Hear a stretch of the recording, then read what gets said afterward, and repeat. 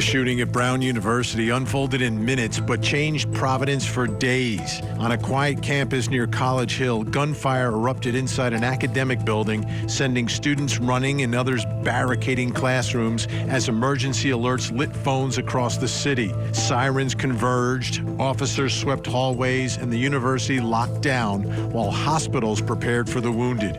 By nightfall, lives had been lost, families were waiting for news, and a shaken community gathered in silence. As dawn came, the investigation widened beyond the gates. Detectives reviewed surveillance, traced movements through streets and buses, and followed tips pouring in from the public. A shadowy figure captured on video became the focus of a manhunt, but certainly proved elusive. Leads were checked, a person of interest questioned, and then released, underscoring how fragile answers can be in the first hours after violence. Classes paused, vigils formed, and Providence held its breath. The search continues, driven by evidence, patience, and the urgent need to restore safety to a campus still echoing with questions. Tonight, we are live from Providence, Rhode Island with the latest in the investigation of the Brown University shooter. I'm Vinny Politan. Thank you for joining us tonight here on Closing Arguments. This hour, we will go in depth into the case out of Brown University in Rhode Island. The search for a killer continues tonight. We've got all the latest details for you and analysis. Let's begin, though, by talking about two bright, innocent lives that were taken, the victims who lost their lives in this act of violence. You have Ella Cook, a sophomore from Alabama, member of the Brown University College Republicans, church-going, wonderful, passionate. People loved her, and people obviously heartbroken and miss her incredibly, and especially, this time of year. And you've got Muhammad Umarzakov, who is from Virginia. He's just a freshman. Just a freshman. Think about that, right? This is it. I'm heading off to college. This is my big year. And this young man, extremely smart and so disciplined and had such a future. I mean, two bright, innocent young lives taken that would have made a difference in this world. But instead, they were wiped out by evil. That's the only way to describe the killer. Evil. That's the only way you can put like one word on someone who would do what this killer did. This is not self-defense. There's no justification for this. Whatever the motivation was, whatever kind of point the killer was trying to make or thought they were trying to make, whatever's going on in their head, there is no justification. This is cold-blooded, premeditated murder. Period. Full stop. End of story. But the problem is, he hasn't been caught yet, but time is running out here. I've got to believe time's running out on this killer as we sit here tonight. With the spotlight on this case, obviously, number one, the danger still associated with it. We don't know who this person is. They don't know who he is. So how do we know he's not going to strike again?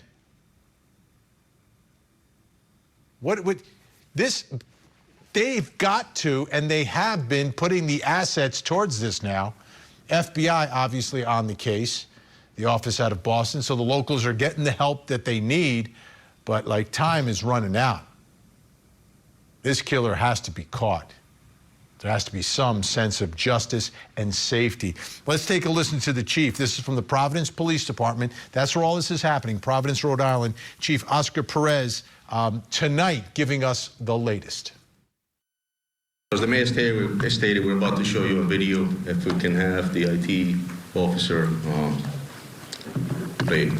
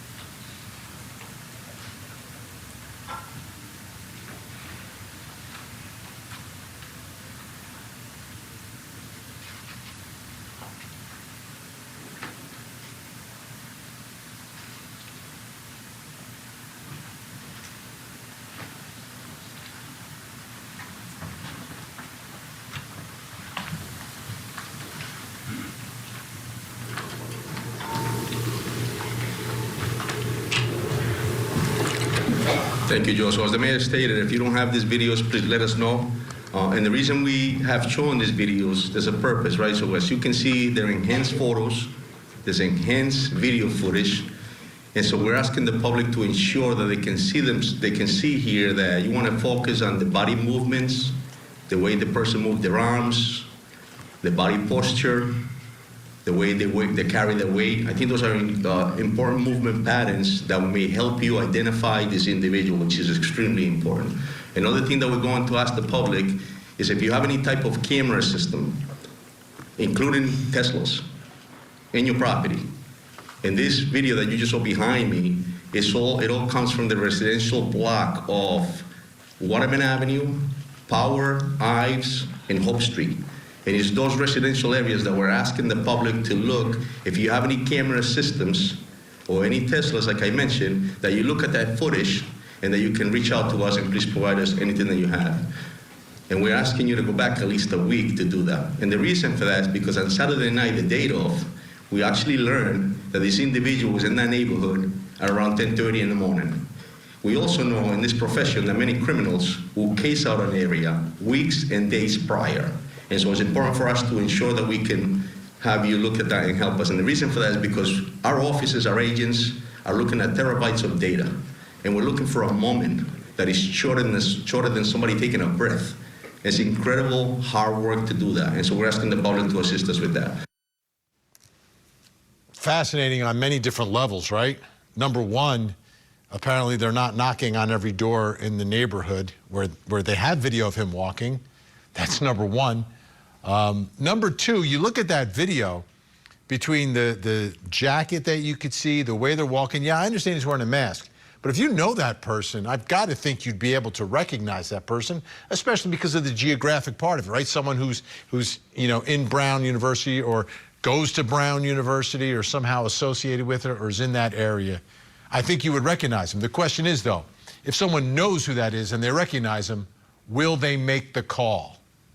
Will they make the call? All right.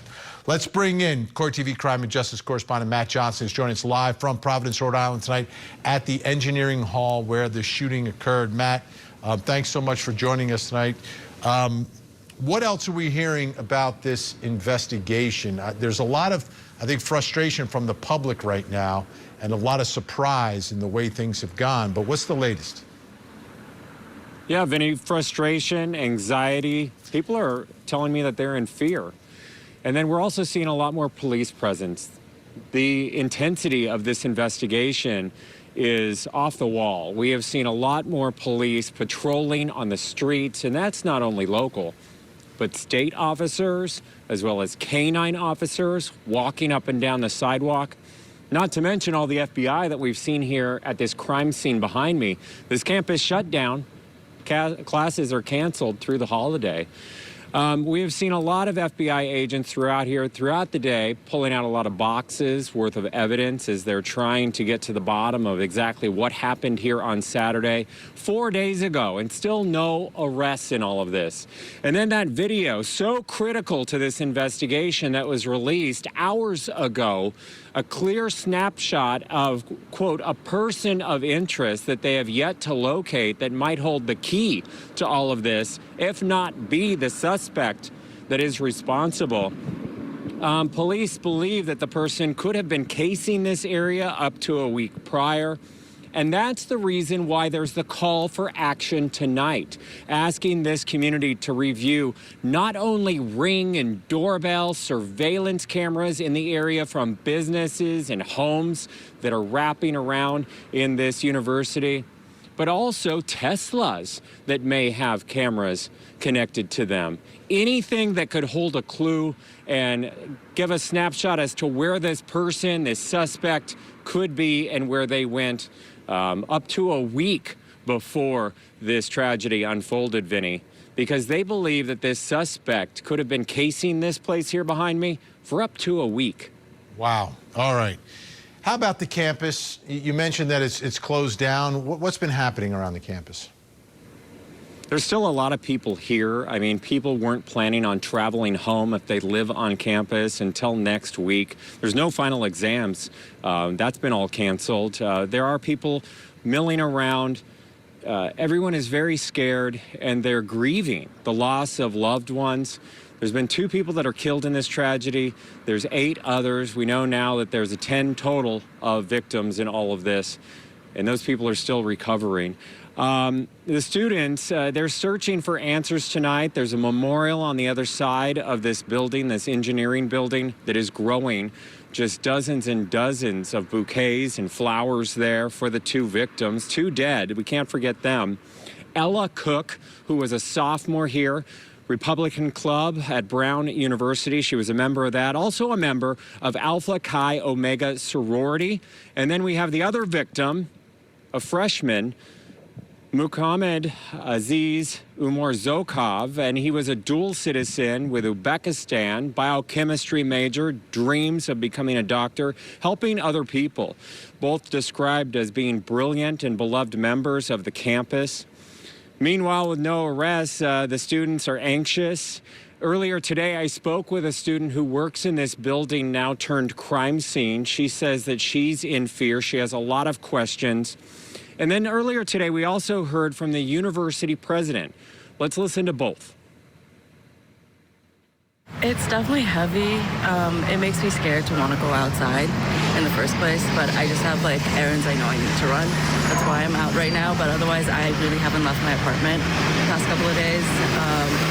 I hope they do catch the shooter like quickly as soon as possible to restore some sense of like community with like, yeah, some sense of safety within the community. Brown is deeply committed to the safety and security and well-being of our community. And I've been deeply saddened to see people questioning that. We understand that as time goes on, there is maybe a natural instinct to assign responsibility for a tragic event like this.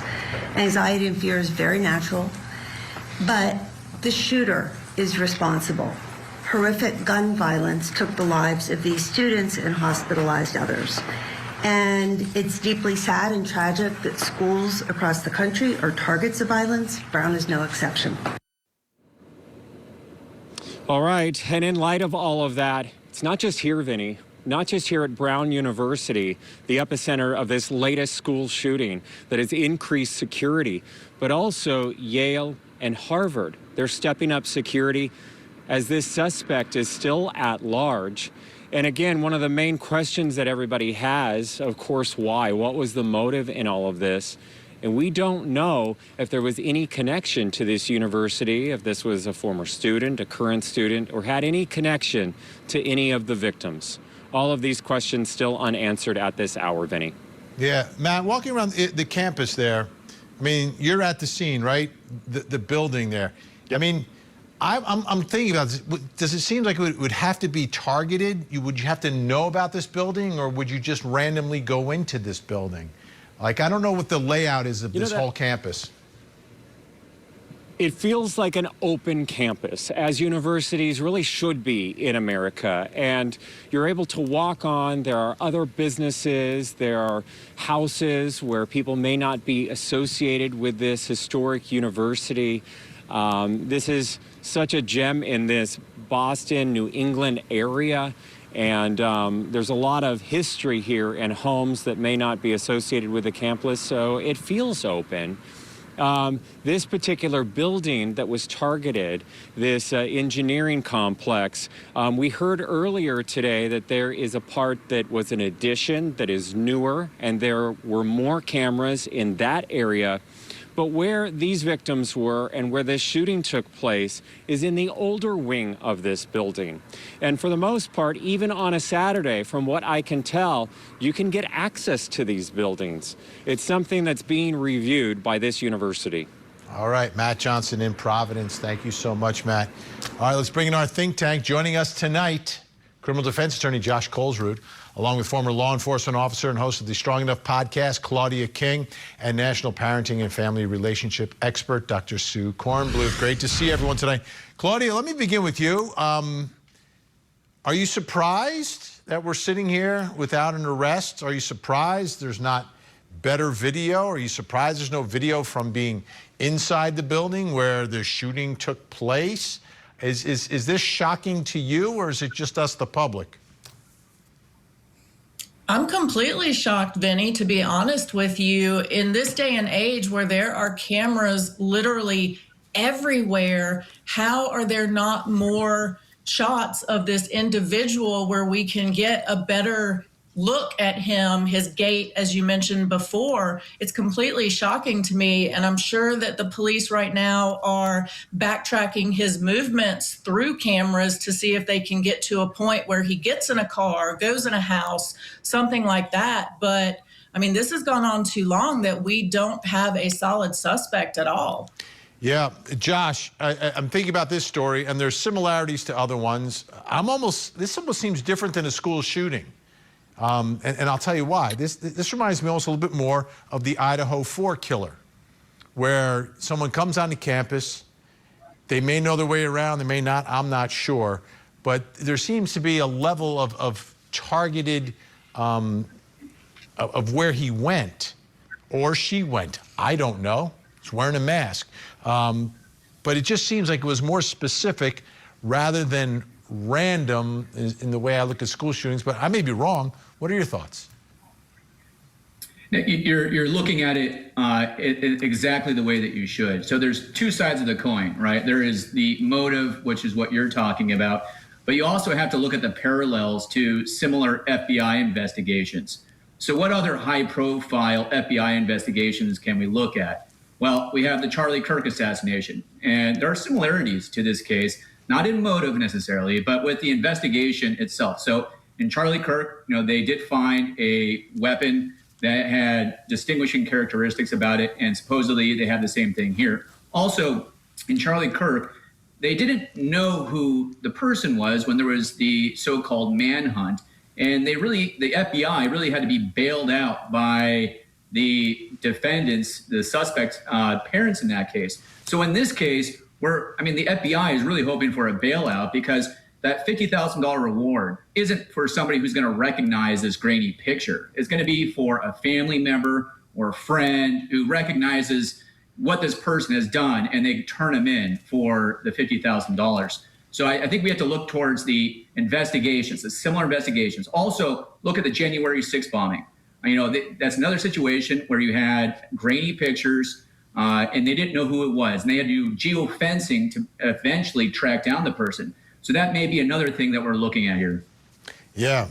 Dr. Sue, I'm looking at this and saying, $50,000 reward, yeah, that sounds okay. Brown University, $8 billion endowment. Throw a couple $100,000 out there and give someone some incentive to get this person off the streets so your students aren't scared out of their wits. Yeah, I don't understand this at all. I was thinking the same thing when the $50,000 came up. This is an Ivy League school. I'd be giving $500,000 to bring somebody in. I don't understand this. And by the way, the other thing that she said is, they're looking at this to beef up their security. Vinny and everybody else on this panel, I think, will agree that every college needs to beef up their security now, because every single student that's attending a college and a university today, unfortunately, can be a victim of a killer like this. And I'm at my wit's end because, I have a son in college, 20 years old. This is scary to me as a parent, and I'm sure it's scary to every other parent that is going through this at Brown University and all these other universities where this has taken place, and wondering today, am I going to send my student back to Brown for the next semester? Yeah, I went back to my law school over the summer. I couldn't get in the front door. Yep. I said, I'm an alumni. No, we can't do it. Finally, I found a professor that knew me, and they got it. But it was like a whole thing. And I was like, I'm glad that they're doing it like that. All right, and I'm glad the think tank is with us. They're staying with us this hour as we dive deeper into this story. Coming up next, we're going to take a look at these videos of the suspect and break it down, take a look at the body language. What does it reveal? Plus, coming up next hour. Tonight on Vinnie Politan Investigates, Rob Reiner was Hollywood royalty, a filmmaker who brought laughter and heart to millions. But behind closed doors, tensions in his family were rising. How did a heated argument turn into a tragedy that would shock the world? Tonight, we investigate.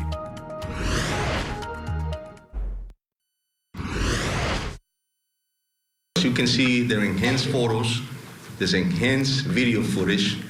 And so we're asking the public to ensure that they can see here that you want to focus on the body movements, the way the person moved their arms, the body posture, the way they carry their weight. I think those are important movement patterns that may help you identify this individual, which is This enhanced video much better than what was released previously, and we're going to take a look at that body language. Just want to let you know the Maya Hernandez jury in the Brazilian cosmetic filler trial, the jury's gone for the day. They deliberated for a little bit. They went home. They'll be back tomorrow, so make sure you're watching as our Verdict Watch continues on that case. In the meantime, let me bring in our special guest to help with this body language expert, host of the podcast, In the Driver's Seat with Janine Driver. Janine Driver is back with us. All right, Janine, great to see you.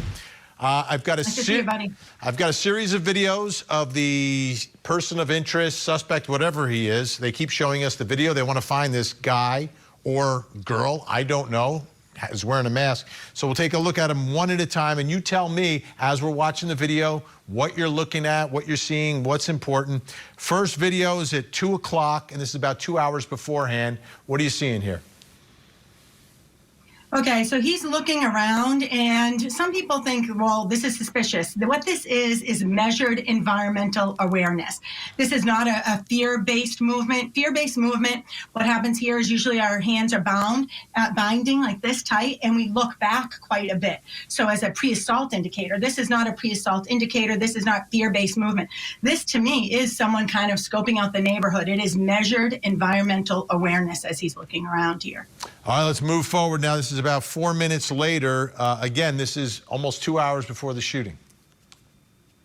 All right, now we heard earlier, Vinny, about this movement pattern. This is incredibly important. I'm one of 36 movement pattern analysis profilers. There are 36 billion different ways that we are moving our bodies that connect to how we make decisions. And so this is why the police are releasing this footage. If you are a family member, or if you are a neighbor of this person, if you used to work with this person, this is why family can say, I knew it was my daughter before I even saw her, heard her voice. We saw this in Baltimore with the shootings that happened with the riots. This one kid was about to throw a brick at a cop. She was standing behind the cops, behind the shield, and she came up and like beat the living daylights out of him. How did she know that was her son? Because of this movement pattern. This is very strategic of the police, and we're lucky to have this footage. So look what's happening here. His gait, how his hands are moving. I'm hoping in a second you're going to show me his hands behind his back, because what we're seeing here with the walk is intentional movement versus automatic movement. This means to us, Vinny, and you at home, the brain is engaged in managing his body. He's either thinking deeply or managing stress, and he doesn't want to draw attention to himself, which is interesting because here's the footage we're watching. Here's the deal, Vinny. The gait is hard to fake. It is highly individual. So this is what I like to say, you can mask that face, but not the pace. So you can mask the face, but not the pace. And a study was done where they put lights on joints of our body and videotape people moving and walking in a dark room where you could only see the little lights moving. And family members could identify their family based on lights on a black screen. And strangers could say, that's a man, that's a woman. They could talk about their mental state, what are they thinking, simply by watching dots move on a screen. That's how important the gait is. Are you going to show me hands behind his back? Yeah. Here, this is now right. 208 to 209 in front of the Rhode Island Historical Society. All right. So again, we have a little bit of that pacing. He's looking around. Now, his hands are behind his back. We see actors do this sometimes when they're nervous. Angelina Jolie will do this on the big stage. She says she's more comfortable in the roles than she is as Angelina Jolie. But we also see military and law enforcement walk or stand with their hands behind their back. It says, I'm not approachable. I don't want to be disturbed. More importantly, Vinny, and you at home, this is not common civilian baselining for us walking down the street. How often, Vinny, do you walk down the street with your hands behind your back? Let me tell you, never. So the arms, when they are removed from a natural swing, this is self-regulation or containment. This is Odd right here, walking with his hands behind his back. So thanks to movement pattern analysis and the patterns of this man moving, I will not be surprised if we start to get some leads, Vinny. Okay, now we've got, we're going to move ahead about 5 minutes. This again is at 2:13. We're still you know, the shooting is in the 4 o'clock hour. Anything here? So here we're getting some big strides here. So as he's walking, we're getting some big strides. Now his hands are engaged. And this kind of pace, this is the movement that family members are going to be like, wait a minute, I kind of feel like he looks like my neighbor. I think I used to work with that guy. It's not just the pace, it's his head. Look at his head. It is on his shoulders. We say if someone has a good head on their shoulders, it's center. He's not walking with his head tilted. He's actually walking slightly with his chin up, as if he's looking down his nose at us. So this tends to be a sign of arrogance when we see people talking like this with their chin up. So we've got him looking around, paying attention, walking. We can kind of see his hands here. They don't look like they're binding to me, but he has gloves on, so it's hard to see that. Let's get to another one. This one has no timestamp on it, but here you get a better shot at the hands. Yeah, so here his hands are relaxed. Again, so this is not a fear-based walk. This right here is controlled movement, and this is his way of like just walking about and looking around. So there is no stress here at all. I think that sometimes people think when we see footage, we're looking for anxiety or stress or panic. We're not seeing pre-assault indicators here. If we were, we would see those turns around from the back. We would see lean forwards. So when people lean forward, be careful, because that is a potential attack. Or if someone is looking and they suddenly take a step back, Vinny.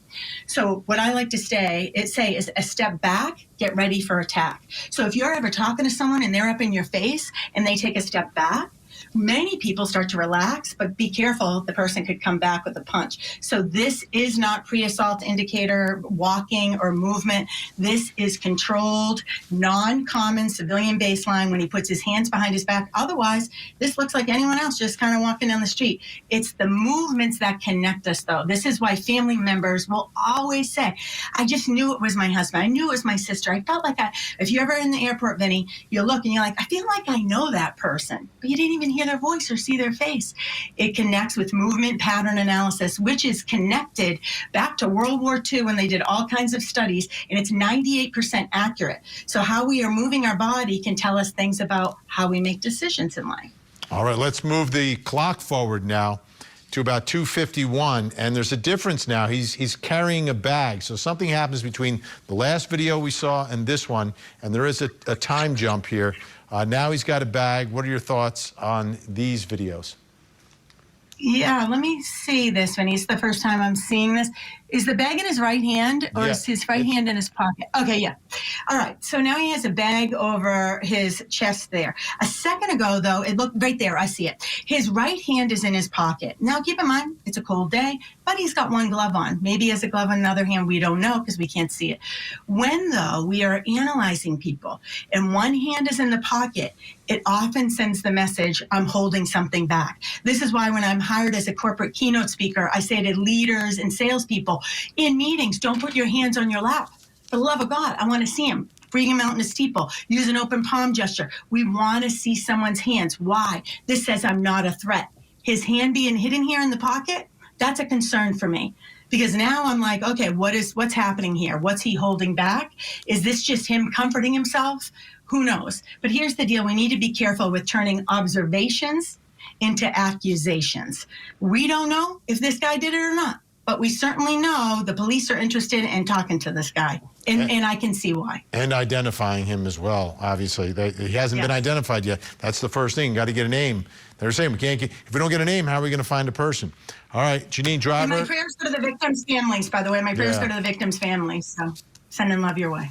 All right, thanks so much. Janine Driver, appreciate the insight, as always, in the driver's seat. All right, let's bring back in our think tank, Josh Coles-Rude, Claudia King, Dr. Sue Kornbluth. Any thoughts about what we saw in all these videos? And specifically, Claudia, I'll start with you, the bag, right? So he's walking 2 hours before, no bag, an hour before, he's got this bag now.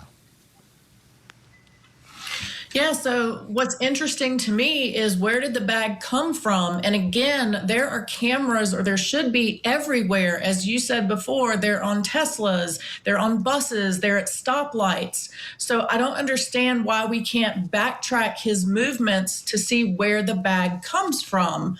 But I know we don't for sure know who this is or that he's the one that did it. The bag is certainly suspicious, and it would lead me to believe that this is his weapon, so he is getting ready to attack at this point. Dr. Sue, what are you seeing here? I mean, I'm seeing somebody that's wearing a mask, that's hiding themselves. I don't understand why he's wearing a mask. It's outside in the cold. He's also dressed, in dark clothing. He's looking around. But Vinny, here is the biggest question of all. I understand that he is a possible suspect. Where are the camera footage at the building where supposedly somebody walked in and killed everyone? Where is the footage from that? Yeah, they said, we don't have as many cameras in the old part of the building. All the cameras are in the new part. And that almost tells me that... That's a real problem. That maybe he knows the building pretty well as well. Josh, how about from your perspective? What does this video tell you in this timeline, the bag, no bag? Well, gait analysis has its functions, but it's certainly limited. What this is, it's not just an identification tool, it's an elimination tool. More than anything, it's showing us what the suspect is not. So here, we can see a lot of things. You can see the color of his skin. You can see his body proportions, the way he walks, the comfort in how he's walking. But you know what? This is really for the people that know him, because an average person looking at this video isn't going to identify anyone. But somebody who knows the suspect and sees this video, that's what this is for. Now, this is, again, assuming that this video is the person who did it. I want to hear from students in the classroom identify that this is the person who they saw in the classroom. This is the same person wearing the same clothing, the same body size. I'll feel a little bit more comfortable knowing that, only because the FBI was so wrong with the original person that they identified as the suspect. It kind of ruins, to a certain extent, the credibility of their investigation, unfortunately. Yeah. Ends up being an episode of Law and Order where they arrest 3 or 4 people, charge them, and then it turns out to be the 5th person. All right, stay where you are. When we come back, we've got more on this shooting suspect and some of the interesting things that have taken place during the course of this manhunt and investigation.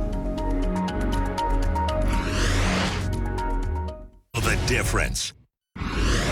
So there's cameras in the hallway, but they don't show the suspect, or Brown is not releasing them, or you're not releasing them to us. How does a multi-million-dollar school not have a bunch of cameras in the hallway? So let me try to explain that. So, as President Paxson knows, there was a major addition put on that building within the last 5 years or so. That is a modern building attached to a much older one in the back. So it doesn't come as a surprise to me, at least, that there are cameras in the newer part of the building.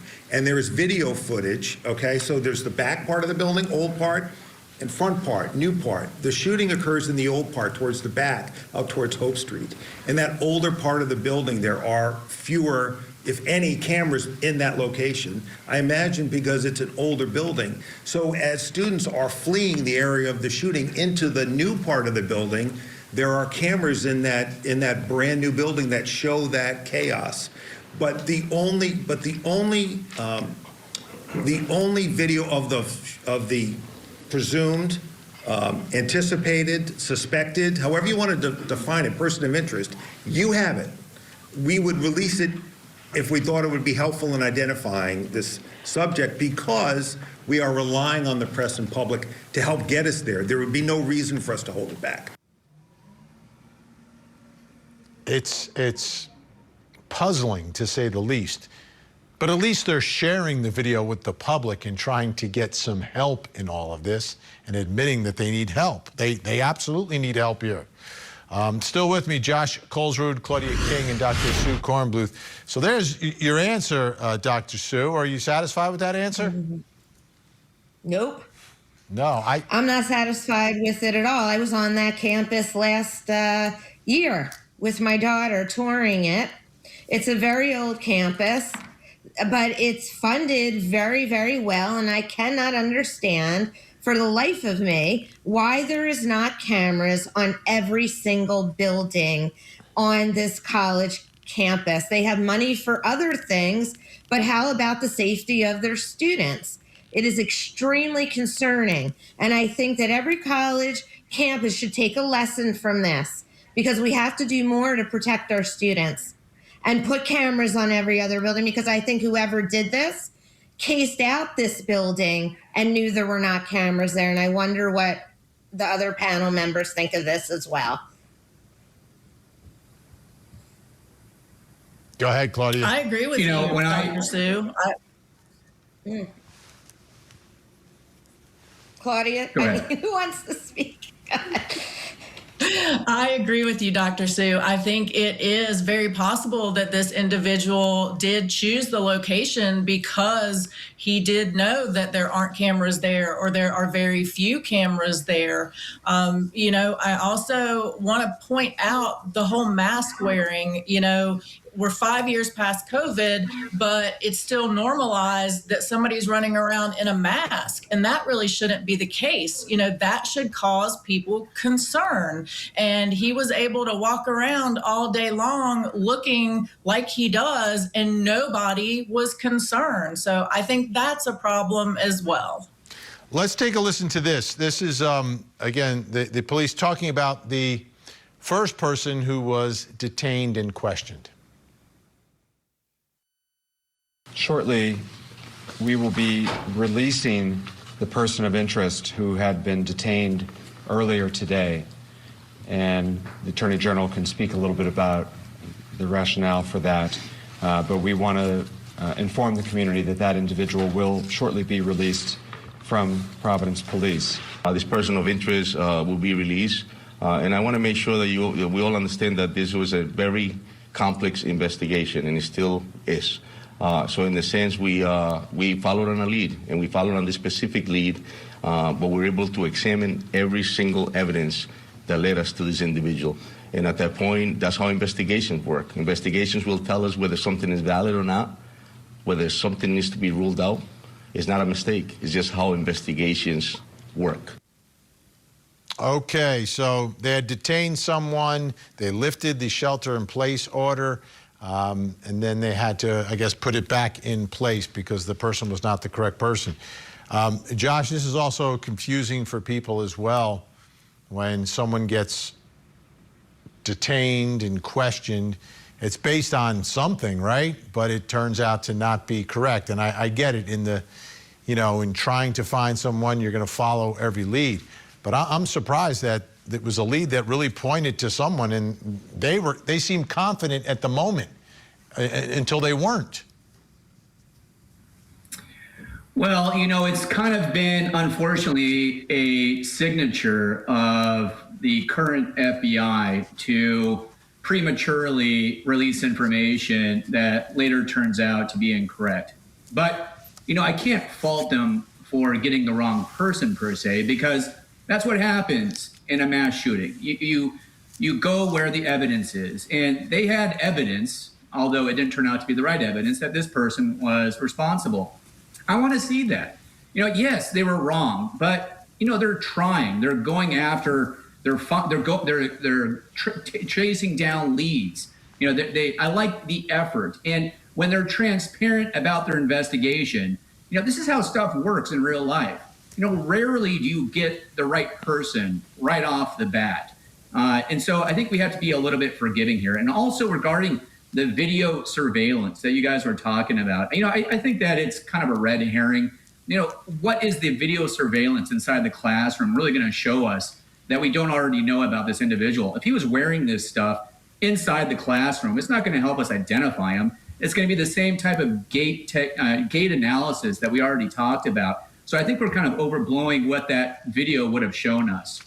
Yeah, although maybe an indoor video of everyone who enters the door or exits the door, cameras coming in and out, you might get a better shot, and people might say, oh, wait, that's my TA, or oh, that was the guy who graduated last year, or that's the guy from the deli down the street. Josh Colesroot, Claudia King, Dr. Sue Kornbluth, great to see you. When we come back, I'll reveal something else you need to know. Plus, coming up next hour. Tonight on Vinnie Politan Investigates, he gave the world timeless stories, yet his own home became a scene of unimaginable horror. Rob and Michelle Reiner were found dead, and their son Nick is now in custody. What drove a family to the breaking point, and could this tragedy have been prevented? Tonight, we investigate. Join Court TV's Vinnie Politan with the latest and breaking true crime stories. Now, let's look at the other side of all of that. Vinnie Politan Investigates. Tonight, 9/8 Central, only on Court TV. A Microsoft executive gunned down. Now his ex and her new husband are charged with his murder. A social media sensation, now a suspected killer. She wrote a children's book about her husband's death. Now she's accused of killing him.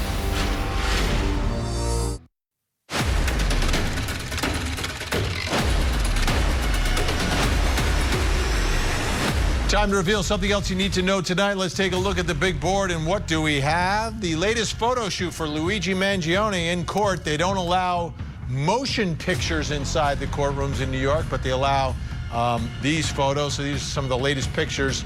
He's in there trying to suppress evidence that shows his guilt, wants to keep it away from the jury. And the judge said that hearing hopefully will end by the end of this week, and it's a huge one. If the judge does not allow the evidence, prosecutors have a very uphill battle. If the evidence is allowed in, bad luck for Mangione, because it is strong evidence. Okay, take a look at your television screens. We have a missing child who needs your help tonight. This is Darius Gillis Rainey, just 16 years old, missing out of Roxbury, Massachusetts. If you see Darius, pick up the phone, make a call, make a difference, 911, 1-800-THE-LOST, or you can call the Boston Police Department. Numbers on the screen. Let's see if we can get Darius to a safe place tonight. Don't go anywhere. We have another hour of live true crime. Vinnie Politan Investigates is next. In the meantime, please don't forget to hug the kids.